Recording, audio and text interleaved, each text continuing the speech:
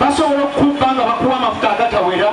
Omushomo guvesere fuel marking and quality monitoring program gukorirwa hichundiro lya Starbex mu Hoima. Era bwe bakuba wali management munda wali tefunayo wadde 10.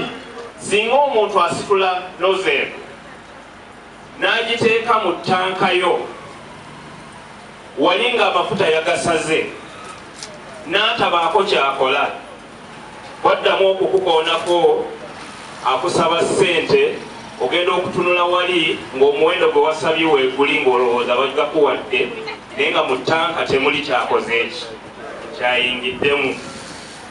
Ekyo obwo obuvunaanyizibwa bubwo okulabika nti tokkibwa.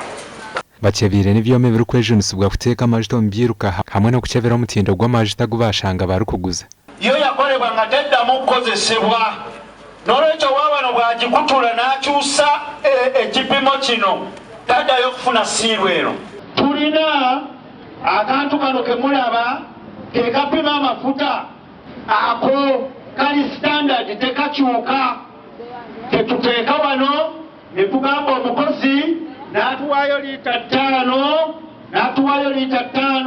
ne tulaba oba zeekanankana n'ekipimo kyaffe. Ekyo kye tuyita verification. Kakati bwe tumala ne tuteekako siiru yaffe okukakasa nti tewali ayinza kuddamu n'asumulula n'akyusakyusa. Bwe tumala ne tuteekako sitiika eno eraga nti ya UNBS. Omushomo guno gugenda mu misho mu district zone no mu kyanga kya Burenje rw'Izooba.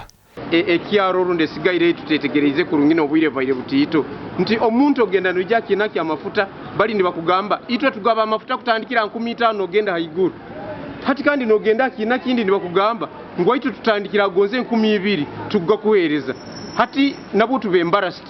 Gasha kwa Ambrose ne wagaba katoto.